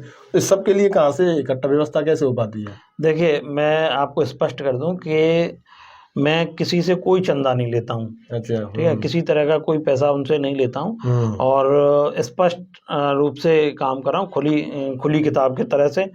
और अगर किसी को लगता है, कभी कोई फ़ोन कर देता है कि साहब ठीक है, किसी बच्चे को कोई ज़रूरत हो तो आप हमें बता दीजिए, तो उस बच्चे को सीधे बच्चे को उस व्यक्ति से मिला देता हूँ। ठीक है, किसी ने उसको किताबें दे दी या किसी ने किसी की बच्चे की फीस जमा कर दी, तो या किसी ने कुछ वो दे दिया, तो ऐसे चलता है। ट्रांसपेरेंसी रहती है। हाँ, पूरी तरह से। बिल्कुल पूरी तरह से ट्रांसपेरेंसी है और वो सामने देते हैं उसमें। तो बच्चे खुश होकर के क्या बुलाते हैं प्यार से आपको? एक जमाने में पहले कि चाचा नेहरू हुआ करते थे बच्चों के, तो मुझे लग रहा है आगरा में तो बच्चों के चाचा नेहरू फिर आप ही हो गए। नहीं, वैसे कहते तो यही है, लेकिन बच्चों का मन है, जो कह देते हैं वही अच्छा है। लेकिन बच्चों की जो मूक भाषा है ना, वो बहुत इम्प्रेस करती है। जब कोई बच्चा एकदम झुग्गी झोंपड़ी वाला है, उसके पास में कुछ नहीं है, उसने कभी खाना नहीं खाया है, उस तरह का अच्छा खाना नहीं खाया, जब उसको खाना खिला देते हैं और उसको कभी नए कपड़े मिल जाते हैं। हमेशा वो बच्चे उतरन पहनते हैं। अच्छा, तो दूसरे कपड़े मांगे हुए कपड़े पहनते हैं। तो जब उन बच्चों को कभी नए कपड़े मिल जाते हैं या उनको अच्छा खाना मिलता है, तो एकदम बच्चों के चेहरे पे चमक आ जाती है। तो बड़ा अच्छा लगता है उसमें। और जिस तरह से कुछ बच्चों को, जो भीख मांगने वाले बच्चों को शिक्षा से जोड़ा, आज वो बच्चा ग्रेजुएशन कर रहा है, तो अपने आप में एक फ़क्र होता है कि चलो हमने कुछ किया, अपने जीवन को सार्थक किया कि एक जो भीख मांगने वाला बच्चा था वो आज डिग्री कॉलेज में ग्रेजुएशन कर रहा है। तो अगर आप किसी बच्चे को, भीख मांगते हुए बच्चे को आप देखो और कल्पना कीजिए कि ये बच्चा कभी बड़ा होके ये ग्रेजुएशन कर सकता है, तो आपको एक बड़ा आत्म सुखद एहसास होगा कि हाँ, ये हो सकता है। मन को तसल्ली मिलती है। तो वही आत्म संतुष्टि मिलती है, और आत्म संतुष्टि से बड़ा कोई धन नहीं है। संतुष्टि ही पर्याप्त, लोग संतुष्टि के लिए भटकते हैं। संतुष्टि के लिए। अच्छा नरेश जी, ये तो जैसे बात होगी आपके काम की, अब थोड़ा सा हम आपकी पर्सनल लाइफ की बात कर लेते हैं। क्या करते हैं आप पर्सनल लाइफ में, जीवन यापन कैसे करते हैं? मेरा कंसल्टेंसी का काम है। अच्छा, कंसल्टेंसी। हाँ, कंसल्टेंसी का मैं काम करता हूँ और मैं कुछ प्राइवेट कंपनियों को कंसल्टेंसी देता हूँ, तो उनके साथ में जुड़ के मैं काम करता हूँ, जहाँ से मेरे परिवार की व्यवस्था होती है, रोजी। अच्छा, रोजी रोटी चल रही जहाँ से। कौन कौन है परिवार में आपके में? परिवार में सब हैं, माता पिता हैं, भाई बहन हैं, बच्चे हैं और सब हैं। अच्छा, सब है पूरा, मतलब तो परिवार से भी कुछ सपोर्ट मुझे लग रहा है, बच्चों में भी कहीं ना कहीं ऐसे समाज के प्रति कुछ करने के भाव। हाँ, बच्चों में तो भावना है। वो जब एक अपने पिता को देखते हैं कि हमारे पिता अगर ऐसा है, अच्छा कर रहे हैं, तो वो भावना उनके अंदर आती है। मुझे लगता है उनको जब आदर्श पिता मिले हैं, तो कहीं ना कहीं वो यही प्रयास रहता है आगे। नहीं, बिल्कुल पिताजी के पद चिन्हों पे चले। और अब तो बच्चे जब समझदार हो रहे हैं, तो वो बच्चे कभी कभी मुझे भी नसीहत देते हैं। अच्छा। हाँ, कि बोले पापा, अभी तक आपने बिल्कुल समाज के लिए काम किया है और कोई ऐसा वो नहीं किया, तो कभी भी आप कोई ऐसा काम मत करना जिसकी वजह से किसी गरीब का दिल दुखे। तो ये एक अच्छी बात है, जब प्रेरणा मिल रही है, एक छोटा बच्चा अगर आपको बता रहा है, तो इससे बड़ा सुख नहीं हो सकता है। बच्चे में जब आप, मुझे लगता है कहीं ना कहीं आपके प्रयासों की बदौलत ही है, वो जब आपको देखते हैं अच्छे कार्य कर रहे हैं, वरना आजकल तो लोग अपनी पर्सनल लाइफ में मस्त रहते हैं, ये चीज़ें रहती हैं। अच्छा नरेश जी, दूसरी बात ये है, चूँकि जैसे समाज सेवी की हमने बात की शुरुआत में, समाज सेवी लोग होते हैं, तो कभी ऐसा तकरार भी होता है क्या आपको, जो फर्जी टाइप समाज सेवी भी होते हैं, मैं एक तरीके से कह लूँ, चेहरा चमकाने के लिए बन जाते हैं, उन लोगों से कभी तकरार हुआ हो, कोई विवाद हुआ हो? क्योंकि वो लोग हावी हो गए हो आपके ऊपर, बोले कि यार ये तो वास्तव में काम कर रहा है और हम वैसे ही अड़ते हैं, लेकिन हमारी दुकान नहीं चल पा रही इसकी वजह से। देखिए, इस तरह का तो फील्ड में रहता है, अच्छा। कई बार आमना सामना होता है और कई बार इस तरह का होता है कि जैसे हम बच्चों के लिए काम कर रहे हैं तो कोई वहीं पहुंच गया, वहां पहुंच के अपना मजमा लगा लिया, उसने वहां कुछ बैनर वैनर चिपकाए और फिर अपना फोटो खिंचा के वो फिर कुछ देते हुए फोटो खिंचा रहे हैं। जब हमने उनसे मना किया, भाई थोड़ा सा आप ऐसा काम करिए जिससे इनको बच्चों को लाभ मिले, तो लेकिन नहीं मानते हैं। तो फिर ये होता, अक्सर करके ऐसा होता है। और अब तो एक चलन सा बन गया है उसका, इस तरह से लोगों का होर्डिंग्स पे फोटो आजकल कहीं ना कहीं लगे रहते हैं, होर्डिंग्स बाहर हो रहा है। आज उसने एक 5 फुट का बैनर लगा दिया तो कोई 10 फुट का बैनर लगाएगा, उस पर अपना फोटो लगाएगा कि हम समाज सेवी, और वो भी फिर आ जाता है वरिष्ठ समाज सेवी। तो ये सब चीजें हैं, ये चलन में है, कर रहा है। लेकिन ये है कि जो उसको अच्छा लग रहा है वो कर रहा है, हमें जो अच्छा लग रहा है हम कर रहे हैं। आप भी लगाते हो होर्डिंग? नहीं, मेरा आज तक कभी होर्डिंग नहीं लगा, क्योंकि न मेरे पास में होर्डिंग लगाने के लिए पैसा है। तो बस मैं यहाँ लोगों को एक संदेश ये देना चाहता हूँ, जैसे आपने अच्छा कहा कि लोगों का मानना है कि समाज सेवा केवल पैसे से की जा सकती है, लेकिन ये यहाँ मैं दर्शकों को बता दूं कि समाज सेवा केवल पैसे से नहीं की जा सकती। समाज सेवा किसी भी माध्यम से की जा सकती है। अगर आपके पास में जो भी चीज़ है अधिक है तो आप उसको दान दे सकते हो, उससे उस व्यक्ति की मदद हो सकती है। अगर आपके पास समय है तो समय दान दीजिए, अगर आपके पास में ज्ञान है तो ज्ञान दान दीजिए, अगर आपके पास में पैसा है तो पैसा दान दीजिए। तो जो आपके पास में ज़्यादा है, अतिरिक्त है, आप उसको दान दीजिए और निश्चित तौर पे आपकी तरफ से एक बड़ी मदद उसके लिए होगी, और ये वो एक सशक्त मदद होती है, सशक्त मदद होती है, मजबूत है। हाँ, तो कभी धन पर ही निर्भर नहीं रहना, धन पर निर्भर नहीं हो सकता। अगर आपको लगता है कि आप जहाँ रहते हैं और आपके पास में कोई ऐसा गरीब परिवार है, उसके बच्चे पढ़ लिख नहीं रहे हैं, तो जरूरी नहीं है कि आप उस बच्चे की स्कूल में एडमिशन करा के फीस जमा करा, आप उसका सरकारी स्कूल में दाखिला करा दीजिए। दाखिला कराने के बाद में आप उससे जब भी कभी उसका आमना सामना हो तो पूछ लीजिए, बेटा पढ़ रहे हो या नहीं पढ़ रहे हो। एक बार स्कूल जाके पता कर लीजिए कि बच्चा पढ़ रहा है नहीं पढ़ रहा है, महीने में 2 बार पूछ लीजिए, सफिशियंट है। तो उस बच्चे की शिक्षा हो जाएगी, क्योंकि सरकारी स्कूलों में खाना भी फ्री है और पढ़ाई भी फ्री है। तो आप इस तरह की पहल कर सकते हैं, इसमें कोई पैसे की आवश्यकता नहीं है। जैसा कि मैंने किया, मैं उन बच्चों को, भीख मांगने वाले बच्चों को स्कूल तक ले गया, स्कूल तक मैंने जोड़ा, बच्चे पढ़ रहे हैं। तो इस तरह से आप मदद कर सकते हैं, जो भी आपके पास में अतिरिक्त चीज है आप उसको डोनेट कर दीजिए। अच्छा नरेश जी, जैसे कि सरकार द्वारा प्रयास, जैसे बाल संरक्षण गृह हुए, आपने अभी नारी निकेतन बताया, तो कई बार क्या है, इनमें से कुछ विवादित खबरें आती हैं, चौंकाने वाली खबरें आती हैं कि जो नारी निकेतन केंद्र है वहीं पे कुछ गलत काम हो रहे हैं, जो वहाँ पर रहने वाली लड़कियां, महिला हैं, वो गलत कामों में संलिप्त हैं, या बाल संरक्षण गृह है वहाँ पे वैसे बच्चे नशाखोरी कर रहे हैं। तो ऐसी सारी चीजें आती हैं, तो ये किस चीज़ की देन है, क्या है इसकी, लगता है आपको वजह? देखिए, ये जो चीज़ें होती हैं, आप सीधी सी बात मान लीजिए कि कहीं ना कहीं ऐसे संरक्षण गृहों में मॉनिटरिंग का अभाव होता है, और वहाँ के जो कर्मचारी हैं उन्हीं की सह पर ये सारे काम हो सकते हैं। अच्छा। वहाँ जैसे अभी एक बाल संरक्षण गृह का एक मामला आया कि एक बच्चे ने इंस्टाग्राम पर अपना वीडियो अपलोड किया, जिसमें वो उसके पास में स्टिंग पीते हुए डाला और उसमें लिखा कि बच्चा जेल में भी बदमाशी। तो जब वहाँ बच्चा रह रहा है तो उसके पास में वीडियो अपलोड करने के लिए मोबाइल कहाँ से आया? सही है। तो रात में 2:30 बजे वो वीडियो अपलोड किया गया। तो कहीं ना कहीं वहाँ से होती है और उस तरह से आपत्तिजनक चीज़ें पहुँचती हैं, और तो वहाँ होता है। तो ये वहीं जो संरक्षण गृह है वहाँ उनकी सह पर ये काम किया जाता है। कभी आप करते हैं इनका भी संरक्षण गृह का स्टिंग किया हो, आपने जाकर के पहुँच गए हो, पड़ताल की हो, देखा? मैंने कई बार संरक्षण गृहों का निरीक्षण किया। मैंने उत्तर प्रदेश के लगभग सभी जिलों के जो बाल संरक्षण गृह हैं उनका मैंने निरीक्षण किया हुआ, उन पर एक रिपोर्ट भी मैंने सौंपी है शासन को। अच्छा। तो हाँ, कई उसमें खामियां मिली और कई सारी चीज़ों पर मैंने उसमें शासन से पैरोकारी की, तो एक सुखद परिणाम भी रहे। और आपको बता दूं कि मैंने एक हाई कोर्ट में एक रेट भी डाली थी। तो अच्छा। रेट से ये फायदा हुआ कि जो बाल संरक्षण गृहों में रहने वाले बच्चों को केवल रहने और खाने के लिए जगह दी जाती थी, पढ़ाई का कोई व्यवस्था नहीं थी। तो मेरी रेट पर हाई कोर्ट ने हर संरक्षण गृह में 2-2 शिक्षक अपॉइंट कराए शिक्षा विभाग से। अच्छा, टीचर पढ़ाने के जी, लिए। तो आज भी वो संरक्षण गृहों में बच्चे पढ़ा रहे हैं। और इसी के साथ में मैंने डिस्ट्रिक्ट जेल में भी टीचर अपॉइंट कराए कि कुछ महिलाएं जो रहती हैं उनके साथ में बच्चे होते हैं, तो उन बच्चों को पढ़ाने के लिए टीचर नियुक्त कराए हैं। तो वो एक अच्छा प्रयास रहा है उसमें। तो संरक्षण गृहों में रहने वाले ही बच्चे पढ़ रहे हैं। तो कई बार इस तरह के जब मामले आए हैं, मैंने जब जांच वाँच की है तो उनकी खामियों को उजागर किया है।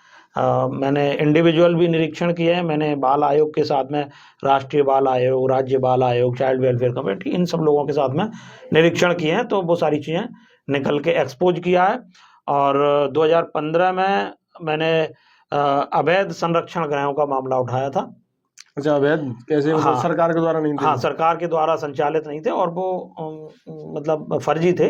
तो उस समय करीब 1 दर्जन से अधिक संरक्षण गृह चल रहे थे। इनको उनकी पूरी रिपोर्ट तैयार की, रिपोर्ट करके शासन प्रशासन को दी, फिर वहाँ पे उस पर जांच बैठी और अंत में उन संरक्षण गृहों को बंद करना पड़ा। अच्छा, बंद हो गए वो सारे? हाँ, वो जो भी अवैध संरक्षण गृह थे वो बंद हुए, जिनमें बहुत सारी गलत काम होते थे। अच्छा, आजकल नरेश जी जगह जगह पे हमने देखा नशा मुक्ति केंद्र बहुत खुल रहे हैं। नशा मुक्ति केंद्र ये हो गया, तो उनकी क्या वास्तविकता है? सरकार द्वारा खोले जाते हैं या कुछ पर्सनल तौर पे लोगों द्वारा खोले जाते हैं? देखिए, नशा मुक्ति केंद्र का एक अलग कॉन्सेप्ट है और वो केवल एनजीओ चलाते हैं उसमें। और जब उसमें कोई घटना घट जाती है तो स्वास्थ्य विभाग भी पल्ला झाड़ लेता है, बोला साहब हमारे यहाँ से तो इनका रजिस्ट्रेशन है नहीं। और कई नशा मुक्ति केंद्रों में लोगों ने सुसाइड तक किए हैं, उनको मारा पीटा जाता है, उनको यातनाएं दी जाती हैं। तो ये सारे के सारे प्राइवेट होते हैं, इसमें सरकार का कोई हस्तक्षेप नहीं है। हाँ, लेकिन रजिस्ट्रेशन जब वो कराते हैं तो तब रहता है, तो वो अपने आप में एक विवादित है। तो केवल जब कोई भी घटना घटती है तब इनको याद आता है, उसके बाद में कोई याद नहीं आता है। अच्छा नरेश जी, ये बात तो हुई उन बच्चों की जो अनाथ हैं, बेसहारा हैं, जिनका कोई सहारा नहीं है या गलत संगति में पड़ गए हैं। अब थोड़ा सा मैं उन लोगों की बात कर लेता हूँ। जैसे गार्जियंस अपने बच्चों की परवरिश में कुछ कमी कर रहे हैं। जैसा कि आपने नोटिस किया, वो बच्चे पढ़ने जा रहे हैं, स्कूल में जा रहे हैं, आजकल के बच्चों में गलत लत लग रही हैं, गलत आदतें लग रही हैं।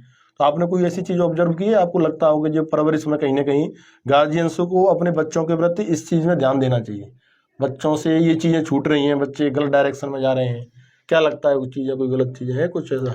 देखिए, अगर हम परिवारों की अगर हम बात करें तो परिवार में भी बच्चे के अधिकारों का वायलेशन होता है और कभी कभी देखने में आता है। और मैं आपको एक और जानकारी दे दूं जी कि जितने भी बच्चों के साथ में उत्पीड़न के मामले आते हैं और अगर खास कर देखें हम यौन अपराधों में, बच्चों का अगर यौन अपराध, यौन शोषण अगर हो रहा है तो उनमें 90% उनमें से उनके परिवार के लोग या उनके जानने वाले लोग ही होते हैं जो ऐसे बच्चों के साथ में शोषण करते हैं। ये हमारा निजी अनुभव है। अच्छा। इसमें देखा गया है। और यहाँ पर क्या है कि लोगों की एक धारणा है कि चुप रहो, समाज क्या कहेगी, वो जो हमारे पड़ोसी हैं, मित्र हैं, वो नाराज हो जाएंगे। कभी कभी आपने देखा हो कि बच्चे से बात करेंगे और बच्चा आपके घर में आपके दोस्त का या किसी का आना जाना है और वो बच्चे के टच में है और कभी बच्चा ये कहता है, अब पिता से तो ज़्यादा बात नहीं करता, माँ से कहता है कि मम्मी वो अंकल आते हैं वो ठीक नहीं है, उनको मत आने दो। अब वो अपने पति से कहेंगी कि देखिए आज बच्चा वो ऐसे ऐसे कह रहा था, तो उससे बात होती है तो क्या कह रहे थे, तो एक पिता जब उससे बात करेगा तो बच्चा सहम जाता है, नहीं डर जाता है। तो लेकिन कई बार फिर वो हिम्मत जुटा के कहता है कि पापा उन अंकल को मत आने दो, वो ठीक नहीं है, गंदे हैं। लेकिन आप क्या करते हो, बच्चे की बात सुनने की बजाय उस बच्चे को डांट देते हैं। अरे वो तो बहुत बढ़िया आदमी है, वो तो मेरे साथ रोज उठते बैठते हैं, समाज में उनकी बहुत इज्जत है, लोग उनको सलाम करते हैं और तुम उस पर आरोप लगा रहे हो, ये तो गलत है, तुम जानते कुछ हो नहीं, चुपचाप रहो। तो बच्चा आपने डांट दिया।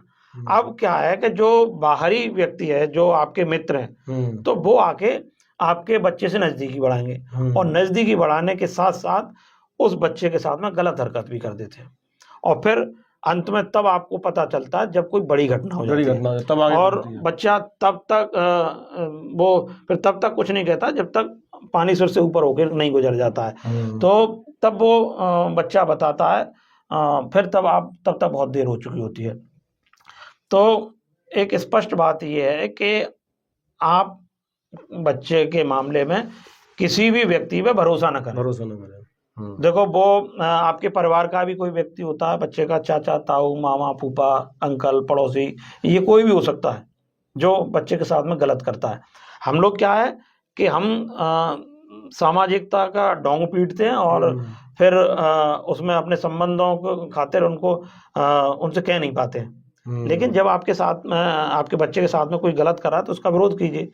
आप बच्चे की भावनाओं को समझिए। जब पहले ही दिन बच्चा इशारा कर रहा है कि मम्मी उन अंकल को मत आने दो, वो गलत है। और तो कई मामलों में ऐसा होता है कि हम लोग बच्चे की बात पर ध्यान नहीं देते हैं, और फिर बड़ा कांड हो जाता है। तब पता चलता है। और कभी कभी ऐसा होता है कि परिवार के खास व्यक्ति भी उसका शोषण करते हैं। बिल्कुल, कई बार सोचने को मिलता है ऐसी चीज। मैंने तो, जब ये बात चली है तो बता दे रहा हूँ आपको जी। आज से करीब 5-6 साल पहले मैंने एक ऐसी लड़की को रेस्क्यू कराया था, एक घर से रेस्क्यू कराया था कि उसके माता पिता में विवाद चल रहा था। माँ रूठ के अपने मायके चली गई, घर में पिता था, और उस पिता ने अपनी ही बेटी के साथ में गलत काम किया। अच्छा। अपनी 13.5 साल की बच्ची के साथ में दुष्कर्म किया, और वो 3.5 महीने की प्रेग्नेंट थी। तो कई रिश्तेदारों से भी हमने बात की, मोहल्ले वालों से बात की, लेकिन कोई उसके खिलाफ तहरीर देने के लिए तैयार नहीं था। माँ ने भी मना कर दिया था कि मेरे साथ में वो मुझे मारेंगे, पीटेंगे, नशे मारेंगे, और मैं नहीं दूंगी। तो ऐसे में हमें लगता था कि उस बच्ची की मदद होनी चाहिए। मैंने खुद तहरीर दी, पुलिस के साथ में कंप्लेंट की, और तब उस लड़की को रेस्क्यू कराया। रेस्क्यू कराने के बाद में फिर उसको आश्रय गृह में भिजवाया, और उसके पिता को अरेस्ट कराया, जेल भिजवाया। आज भी उस मुकदमे की पैरवी मैं कर रहा हूँ, क्योंकि उसमें मैं वादी हूँ। वादी आपको तो बनी है उसमें? कई मामलों में पुलिस ने मुझे वादी बना दिया है, और मैं जाके न्यायालय में उनकी बच्चों की पैरवी कर रहा हूँ। तो ये जो बच्चों के साथ में जो शोषण की जो शुरुआत होती है वो घर से होती है। घरों में मारा पीटा जाता है। आजकल सब लोग व्यस्त हैं, पति पत्नी भी व्यस्त हैं। पति भी काम पर जा रहा है, पत्नी भी काम पर जा रही है, वो आया के भरोसे उन्होंने बच्चे को छोड़ दिया। अब वो आपने एक अनजान व्यक्ति के हाथ में अपना बच्चा दे दिया। पूरे दिन में वो बच्चे के साथ में क्या कर रहा है, कैसे कर रहा है, आपको कुछ पता नहीं है। और आप निश्चित हो शाम को आए और बच्चा ज्यादा जिद की तो उसके हाथ में मोबाइल पकड़ा दिया। हाँ, मोबाइल दे देते हैं, अच्छा कर रहा है। तो ये जो संपन्न परिवार हैं वहां पर बच्चों की देखभाल नहीं हो रही है, और उन बच्चों पर ध्यान नहीं दिया जा रहा है। और यही कारण है कि बच्चों को माँ बाप का प्यार नहीं मिलता है, वो सामाजिक बंधन नहीं सीख पाते हैं, सामाजिक दायरे नहीं जान पाते हैं, तो वो अपराध की तरफ अग्रसरित होते हैं, और वो हिंसक हो जाते हैं। वो मोबाइल में वीडियो गेम खेलेंगे, मार धाड़ वाले गेम खेलते हैं। अब आगे चल के वो रिश्ते भी खत्म होते जा रहे हैं। अब आगे चल के बच्चा भूल जाएगा कि कोई बुआ नाम की भी चीज होती है, कोई ताऊ नाम का भी कोई रिश्ता होता है। क्योंकि आजकल चलन बढ़ गया, एकल परिवार का चलन बढ़ गया है। अब कहते हैं बच्चा एक ही अच्छा। जब एक ही बच्चा होगा तो जब आगे चल के न तो उसका चाचा होगा, न ताऊ होगा, न उसका भाई होगा, न बुआ हुई। तो ये जो सामाजिक जो संबंध है ना, वो बच्चा भूल जाएगा पूरी तरह से। और रही बात, हम बच्चों के संरक्षण की बात कर रहे हैं, तो बच्चों के लिए कहीं ना कहीं हम उनके राइट्स का वायलेशन कर रहे हैं। हमने बच्चे को एक मशीन समझ लिया। हमने जैसे ही बच्चा पैदा हुआ और हमने उस पर जिम्मेदारियां छोड़ दी, और एक कल्पना करने लगे कि हमारा बच्चा डॉक्टर बनेगा, इंजीनियर बनेगा, या फिर बड़ा पैसे वाला बनेगा। तो सिर्फ और सिर्फ बस उसी पे फोकस करते हुए, जैसे ही बच्चा थोड़ा सा बड़ा होता है उसको आया पालती है, आया के बाद में वो 2.5 साल के बाद में प्ले ग्रुप स्कूल में पढ़ा देते हैं, प्ले ग्रुप में पढ़ता है, फिर स्कूल में बोर्डिंग स्कूल में भेजते हैं, तो बच्चे की लाइफ वहीं रहती है। तो उसको माँ बाप का प्यार नहीं मिल पाता है, यहाँ तक कि अब तो महिलाओं ने बच्चे को दूध पिलाना ही बंद कर दिया है। बच्चे को दूध नहीं पिलाती हैं, कहती हैं कि हमारा फिगर खराब हो जाएगा। फिगर मेंटेन करने के लिए वो डिब्बे वाला दूध पिलाते हैं। तो अब आप समझिए हम बच्चों को क्या दे रहे हैं जब उनको माँ बाप का प्यार नहीं मिल रहा है, पौष्टिक चीजें नहीं मिल रही हैं, उसको रोशनी नहीं मिल रही है। बच्चों के लिए खेलने के लिए पार्क खत्म हो गए हैं, शहर कंक्रीट का जंगल बन चुका है। परिवार को भी डर रहता है कि बच्चा अगर खेलने चला गया तो कहीं उसके साथ में कुछ गलत ना हो जाए, उसको किडनैप ना कर ले। तो ये सारी चीज़ों से दिल जो है डरा रहता है। तो बच्चों के राइट्स का तो वायलेशन हो रहा है। बच्चों को खेल नहीं पा रहे हैं, उनके ऊपर अनावश्यक दबाव डाल दिया, बस्ते के बोझ के तले बच्चा दबा जा रहा है, लेकिन नहीं है किसी को फिक्र। तो क्या कभी ऐसा भी होता है नरेश जी कि किसी मतलब फैमिली के जो बच्चे हैं उसने भी आपसे किसी मदद की गुहार लगाई हो, कहीं से आपका नंबर ले लिया हो, बोला कि हमारे परिवार वाले हमारे साथ हम गलत कर रहे हैं, ऐसा भी कुछ हुआ? हाँ, कई बार मामले आए हैं। अच्छा। और पिछले साल ही मेरे पास एक मामला आया था। एक अच्छा परिवार था, एक नोएडा के एक बच्चे ने मुझे फोन किया। पिता MBA किए हुए हैं, उनकी बड़ी कंपनी चलती है और माँ भी है उनकी, और माता पिता के बीच में उनका डिस्प्यूट हुआ। डिस्प्यूट होने के बाद में बच्चा सेंट पीटर्स स्कूल में पढ़ता था, यहाँ पहले आगरा में रहता था। तो पिताजी उसको नोएडा ले गए। अब वो नोएडा स्कूल में दाखिला करा रहे थे। तो अब क्या है कि उसकी माँ ने स्कूल में लेटर दिया कि इस बच्चे को TC मत देना। अच्छा। इस बच्चे को TC मत देना और ये गलत है और इसको पढ़ाई वढ़ाई इसकी नहीं होनी चाहिए। आप यहाँ से TC दोगे तो बच्चे कहीं दूसरे स्कूल में एडमिशन कराएगा। तो उस बच्चे ने कहीं से सोशल मीडिया से लेके मेरा नंबर लेके फ़ोन किया मुझे, और फिर एक कॉपी पर एक लेटर लिख के मुझे व्हाट्सएप कर दिया कि मेरी मदद कीजिए, मुझे TC VC भी नहीं देना इस तरह से। फिर मैंने उसके पिता से बात की, उसकी माँ से बात की, तो दोनों में डिस्प्यूट चल रहा था। मैंने भाई आपके डिस्प्यूट के चक्कर में बच्चे का तो जीवन खराब हो रहा है। अब जब वो नोएडा रह रहा है तो इसको TC दे दो, बच्चा नोएडा में पढ़ लेगा, पढ़ाई तो चाहिए उसे। सही बात है। तो अब वहाँ TC न दे तो फिर ऐसे में चाइल्ड वेलफेयर कमेटी के सामने मैं उस मामले को ले गया। फिर वहाँ स्कूल को नोटिस जारी करवाए, फिर वो सारा कुछ हुआ। तो उसको बच्चे को TC मिली और बच्चे को वहाँ नोएडा के स्कूल में दाखिला मिला और बच्चा अब नोएडा में पढ़ रहा है। तो उसकी मदद कहीं ना कहीं हो गई, कहीं ना कहीं मदद हुई। तो तमाम बच्चे हैं जो इस तरह से कभी कभी फ़ोन करके मदद मांग लेते हैं, तो मदद होती है उसमें। तो कहीं ना कहीं मुझे लगता है जागरूकता का अभाव है। जागरूकता भी लोगों में होनी चाहिए आजकल बच्चों के अधिकारों को लेकर। बिल्कुल जागरूकता होनी चाहिए। और मैं तो ये भी कह रहा हूँ कि अगर कोई बच्चा परिवार में है और उसका परिवार उसे माता पिता उसे स्कूल नहीं भेज रहे हैं, और चूंकि राइट टू एजुकेशन यानी कि शिक्षा का अधिकार वो भी अब मौलिक अधिकारों में आ गया, फंडामेंटल राइट्स में आ गया है।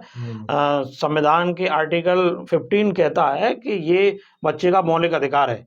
अगर इससे कोई वंचित कर रहा है तो इसके खिलाफ शिकायत की जा सकती है। वो अगर चाहे तो बच्चा या फिर उसकी बिहाफ पर कोई भी व्यक्ति जो उस बच्चे को जानता है, अगर वो सीधे जाके पुलिस थाने में कंप्लेंट कर सकता है, उनके परिवार के खिलाफ कार्रवाई होगी। यहाँ तक कि उस पर सुप्रीम कोर्ट भी संज्ञान ले सकता है, क्योंकि वो फंडामेंटल राइट्स है। मतलब ये हो सकता है आजकल? बिल्कुल हो सकता है। तो जागरूकता मुझे लगता है बहुत महत्वपूर्ण मायने रखती है इन चीज़ों को लेकर। जागरूकता की बहुत ज़रूरत है। बच्चों को भी आवश्यकता है, बड़ों को भी आवश्यकता है कि हमारे बच्चे क्या कर रहे हैं। उनको मेरा तो मानना है कि स्कूलों में ये पहल की जाए, बाल अधिकारों के बारे में उनको बताया जाए कि बच्चों के क्या क्या अधिकार हैं, और अगर किसी बच्चे के साथ में शोषण हो रहा है तो वो उसकी शिकायत कैसे करे, क्या करे। पॉक्सो एक्ट के बारे में बच्चों को जानकारी देनी चाहिए, जिससे ये तो जैसे न्यू एजुकेशन पॉलिसी आ रही है, नई शिक्षा नीति है, उसको लागू करने की बात हो रही है, तो उसमें ही मुझे लगता है कहीं ना कहीं आपने दिया है कभी ऐसा कोई सुझाव कि बच्चों की शिक्षा को लेकर? हाँ, मैंने सुझाव दिए हैं। अच्छा। जो ड्राफ्ट बना था, ड्राफ्ट में मैंने अपने सजेशंस भेजे थे। मैं समय समय पर सरकार को ये सारी चीजें बताता रहता हूँ। अब सरकार के ऊपर है कितना अमल करती है सरकार। सही बात है। अभी मैंने उसको बाल विवाह को लेकर दिया गया है। बाल विवाह को लेकर मैंने पहले तो आंकड़ों का विश्लेषण किया तो पता चला कि उत्तर प्रदेश में आज भी 21% बाल विवाह होते हैं। अच्छा। हाँ, तो कई बाल विवाहों को मैंने रोका उसमें, तो पता चला कि पुलिस उस समय बाल विवाह तो रोक देती है और वो कहीं ना कहीं दूसरी जगह जाके शादी कर लेते हैं। तो कानून की कमी है उसमें। अभी उत्तर प्रदेश में बाल विवाह रोकने के लिए कोई नियमावली बनी ही नहीं है। अच्छा, कोई नियम ही नहीं है? कानून है हमारे यहाँ पर, लेकिन नियम नहीं है, एसओपी नहीं है।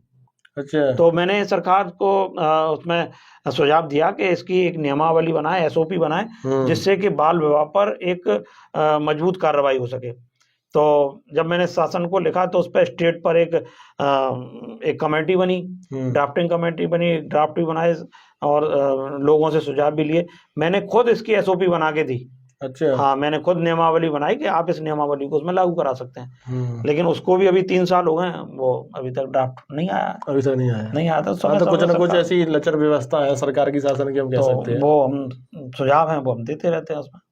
अच्छा नरेश जी, चूंकि हमारा जो पॉडकास्ट है वो लाइव चल रहा है इस समय जी, तो एक कमेंट है, एक यूजर ने कमेंट किया है कि सर उन चीज़ों के लिए आप कुछ काम करते हैं क्या? स्कूलों में आजकल शिक्षा बड़ी महंगी हो रही है, अगर हमें अपने बच्चे को अच्छी शिक्षा मुहैया करानी है और हमारे पास में धन की कमी है, पैसे का अभाव है, तो हमें क्या करना चाहिए?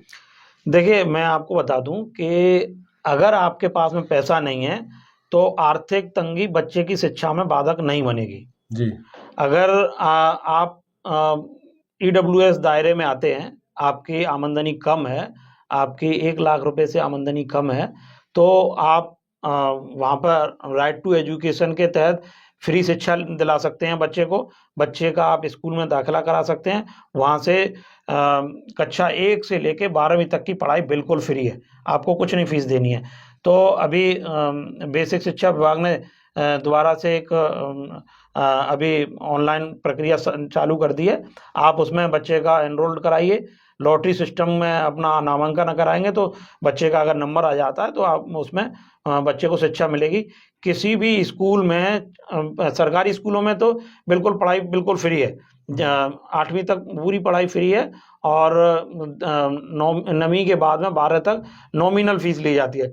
लेकिन अगर आप बच्चे को अपने को प्राइवेट स्कूल में भी पढ़ाना चाहते हैं तो प्राइवेट में आरटीई के तहत आप बच्चों को पढ़ाइए। उसमें हर स्कूल में, हर प्राइवेट स्कूल में 25% गरीबों के लिए या आर्थिक रूप से कमजोर व्यक्ति के बच्चों के लिए वो व्यवस्था की गई है। तो आप इसका फ़ायदा उठाइए, आप ऑनलाइन अप्लाई कीजिए। और अगर आप SC ST कम्युनिटी से आते हैं तो तब भी आप उसका फ़ायदा उठा सकते हैं, आर्थिक रूप से कमज़ोर हैं तब भी आप फ़ायदा उठा सकते हैं। इसमें जागरूकता की आवश्यकता है।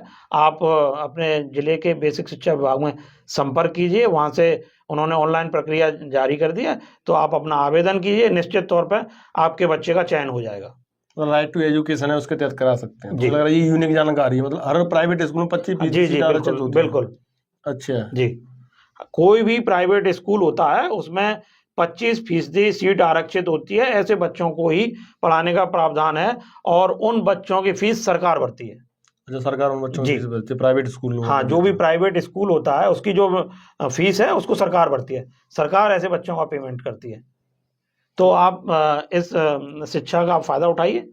तो कहीं ना कहीं मुझे लगता है ये जागरूकता की कमी है लोगों में, ये अच्छी जानकारी आपने दी है। मुझे लग रहा है कि ऐसे लोगों को शिक्षा मिल सकेगी जो धन के अभाव में अपनी शिक्षा पूरी नहीं कर बिल्कुल। देखिए, सरकार की स्पष्ट मंशा है कि बच्चा पूरी तरह से शिक्षित होना चाहिए और फंडामेंटल राइट्स भी बन गया है ये, तो इस बच्चे को शिक्षा से कोई वंचित नहीं कर सकता है। नहीं कर सकता है। तो नरेश जी, कहीं ना कहीं मुझे लगता है आपके प्रयास वास्तव में ही बच्चों को अधिकार दिला रहे हैं और समाज में एक यूनिक काम आप कर रहे हैं, सोसाइटी के लिए, समाज के लिए।